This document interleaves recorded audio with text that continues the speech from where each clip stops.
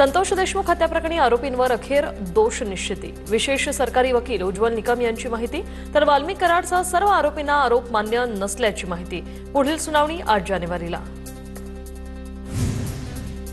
पार्थ पवारांच्या मीडिया कंपनीचं जमीन गैरव्यवहार प्रकरण शीतल तेजवानीला 27 डिसेंबरपर्यंत पोलीस कोठडी। दमानिया विजय कुंभार यांनी केलेल्या आरोपांच्या अनुषंगाने बावधन पोलीस चौकशी करणार। सोलापुरात काँग्रेस भवनमध्ये इच्छुक उमेदवारांची मोठी गर्दी। खासदार प्रणिती शिंदे, शहराध्यक्ष चेतन नरोटेच्या उपस्थितीत मुलाखती। काँग्रेसकडे जवळपास 250 इच्छुकांचे अर्ज दाखल। सोलापूर महापालिकेसाठी तृतीयपंथीयांकडून उमेदवारीची मागणी। अबोली उर्फ रामचंद्र मंजिली यांच्याकडून अजित पवारांच्या राष्ट्रवादीकडे उमेदवारीची इच्छा व्यक्त। परभणी महापालिकेसाठी उमेदवारी अर्जाची प्रक्रिया सुरू। उमेदवारी अर्ज दाखल करण्यासाठी इच्छुकांची लगबग, आवश्यक कागदपत्रांची जुळवाजुळव सुरू। चंद्रपूर महापालिकेच्या सार्वत्रिक निवडणुकीसाठी आजपासून अर्ज प्रक्रिया। 5 ठिकाणी अर्ज विक्री आणि अर्ज स्वीकारण्याची व्यवस्था। प्रशासनाकडून जय्यत तयारी। पुण्याच्या चाकण नगर परिषदेचा भोंगळ कारभार पुन्हा एकदा समोर। विजयी उमेदवारांच्या प्रमाणपत्रावर 2015चा शिक्का। प्रशासनाच्या निष्काळजीपणावर प्रश्नचिन्ह निर्माण। परभणी महानगरपालिका निवडणुकीत मनसेची एंट्री। मनसेकडून 40 इच्छुक उमेदवारांच्या मुलाखती। परभणीत पूर्ण ताकदीनिशी लढणार, मनसेकडून स्पष्ट। भिवंडी महापालिका निवडणुकीची प्रक्रिया सुरू। सर्व निवडणूक अधिकारी कार्यालयात उमेदवारी अर्ज स्वीकारायला सुरुवात। पालिका मुख्यालयात उमेदवारांसाठी एक खिडकी योजनाही सुरू। जळगाव महापालिका निवडणुकीसाठी पहिल्याच दिवशी उमेदवारी अर्ज खरेदीसाठी इच्छुकांची गर्दी। जळगाव महापालिकेच्या 19 प्रभागातील 75 जागांसाठी निवडणूक पार पडणार। अमरावती महापालिकेसाठी पहिल्याच दिवशी 200 इच्छुकांनी उमेदवारी अर्ज घेतले। पालिकेच्या 22 प्रभागांमधील 87 नगरसेवकांसाठी 15 जानेवारीला मतदान।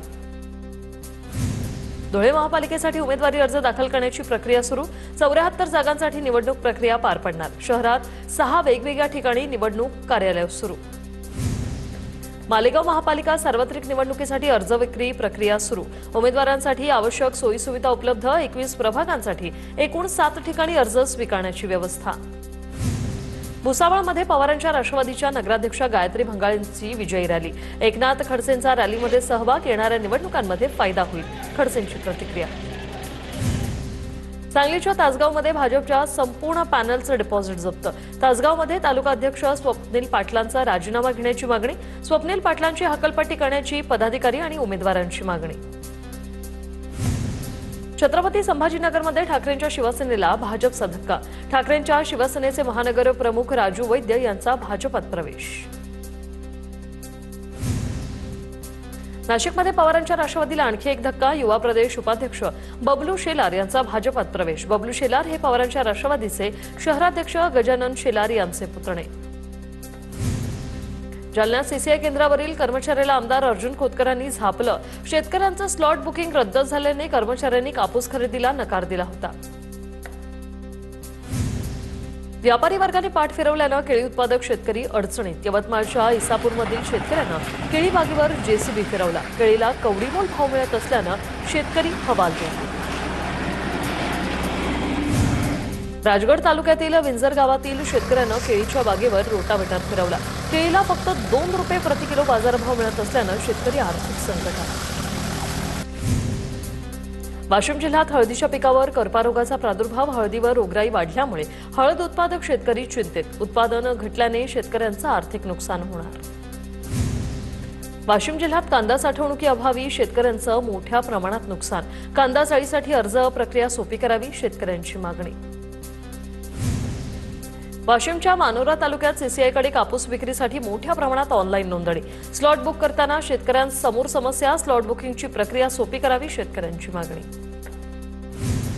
27 डिसेंबरपासून 21 मेमू रेल्वेगाड्या रद्द असणार। नागपूर मंडळांतर्गत डोंगरगड येथे रेल्वेची विविध कामं केली जाणार। रेल्वेकडून पायाभूत सुविधा विकास कामांना गती देण्यासाठी प्रयत्न सुरू। श्री क्षेत्र भीमाशंकर मंदिर भाविकांसाठी 3 महिने बंद ठेवण्याबाबत बैठकीत आज चर्चा। जानेवारी महिन्यात मंदिर बंदला विश्वस्त आणि स्थानिकांची मंजुरी। 1 जानेवारीपासून भीमाशंकर मंदिराची विकास कामं सुरू करण्यात येणार। धाराशिवमध्ये 4 जानेवारीपर्यंत तुळजाभवानीचं मंदिर 22 तास भक्तांसाठी खुलं राहणार। नाताळच्या सुट्ट्या आणि शाकंभरी नवरात्र महोत्सवानिमित्त मंदिर संस्थानाचा निर्णय। वर्ध्याचे पोलीस अधीक्षक अनुराग जैन यांची बदली, सौरभ कुमार अग्रवाल वर्ध्याचे नवीन पोलीस अधीक्षक असणार, अनुराग जैन यांची नागपुरात बदली. धाराशिव नगरपालिकेचा निकाल लागताच शहरातील विकास कामांना मंजुरी, 2 वर्षापासून स्थगित होती सर्व कामं, 117 कोटींच्या कामांना मंजुरी. जळगावच्या सराफ बाजारात सलग दुसऱ्या दिवशी चांदीच्या दरात विक्रमी वाढ, चांदीच्या दरात 5,000 रुपयांची तर 2,700 रुपयांची वाढ. सोन्याचा दर जीएसटीसह 1,40,080 रुपयांवर तर चांदीचे दर जीएसटीसह 2,16,300 रुपयांवर. पुण्याच्या भोरमधील हिरडोशी भागातील शालेय विद्यार्थ्यांना वनविभागाकडून बिबट्याविषयी मार्गदर्शन. गेल्या काही दिवसांपासून हिरडस मावळात बिबट्याचं दर्शन होतंय, नागरिकांमध्ये यामुळे भीतीचं वातावरण.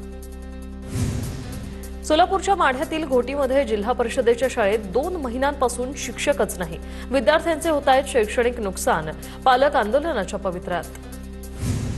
भंडाऱ्याच्या चिचोलीतील स्मशानभूमीच्या जागेच्या मोजमापासाठी ग्रामस्थ आक्रमक, ग्रामस्थांकडून तहसील आणि भूमी अभिलेख कार्यालयातला घेराव, आंधळगाव पोलिसांच्या मध्यस्थीनं जागेची मोजणी करण्यात आली. बुलढाण्यातील देऊळगाव राजा तालुक्यात रात्रीच्या वेळी अवैधरित्या वाळू उपसा सुरू, महसूल प्रशासनाकडून याबाबत अद्याप कोणतीही कारवाई नाही. बुलढाण्यातील देऊळगाव राजा तालुक्यात रात्रीच्या वेळी अवैधरित्या वाळू उपसा सुरू, महसूल प्रशासनाकडून याबाबत अद्याप कोणतीही कारवाई नाही.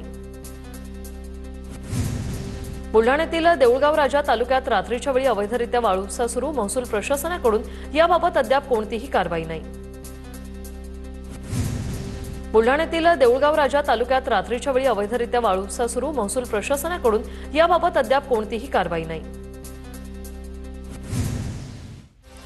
बीडच्या परळीत वातावरणातील बदलांमुळे उपजिल्हा रुग्णालयातील रुग्णसंख्येत वाढ, वाढत्या थंडीमुळे सर्दी, खोकला आणि घशाचा नागरिकांना त्रास. थंडीपासून नागरिकांनी योग्य काळजी घ्यावी, डॉक्टरांचा सल्ला. राज्यातील 8 जिल्ह्यांसाठी हवामान विभागाकडून थंडीच्या लाटेचा इशारा. हवामान खात्याच्या इशाऱ्यानुसार पुढील 24 तासात थंडीचा कडाका वाढणार. भोकरदन तालुक्यात विविध समस्यांसंदर्भात शेतकरी पुत्राचं उपोषण, पंचायत समिती मस्टर काढण्यास टाळाटाळ करत असल्याचा आरोप, संबंधित अधिकाऱ्यांवर कारवाईची मागणी. पुण्याच्या राजगुरुनगरमधील प्रांताधिकारी कार्यालयाबाहेर शेतकऱ्यांचं जोरदार आंदोलन. भीमाशंकर राष्ट्रीय महामार्गाच्या भूसंपादन प्रक्रियेत पारदर्शकता नसल्याचा आरोप, भूसंपादनाच्या शिक्क्यांबाबत कोणतीही माहिती न देता सातबाऱ्यावर नोंदी झाल्याने शेतकऱ्यांचा संताप. नंदुरबारमध्ये अखिल भारतीय विद्यार्थी परिषद आक्रमक, आयटीआयच्या समस्यांसाठी विद्यार्थ्यांचं ठिय्या आंदोलन. प्रशिक्षण केंद्र नंदुरबारमध्ये व्हावं या मागणीसाठी विद्यार्थ्यांचं ठिय्या आंदोलन. बीडच्या पाली येथील रखमाबाई खांडेकर आणि मिठू शिंदे हे 2 ग्रामपंचायत सदस्य अपात्र, निधीचा गैरफायदा घेतल्याप्रकरणी जिल्हाधिकाऱ्यांची कारवाई. वर्धा सामान्य रुग्णालयातील इमारत क्रमांक 2 ला लागलेली आग आटोक्यात. स्टोअरूम मधील साहित्याचं मोठं नुकसान, सुदैवानं जीवितहानी नाही. इमारतीतील 10 रुग्णांना तातडीने हलवलं. तर विद्युत तारांमुळे जनावरांच्या चाऱ्याच्या ट्रॅक्टर ट्रॉलीला मोठी आग लागलेली आहे आणि यात मोठं नुकसान झालेलं आहे.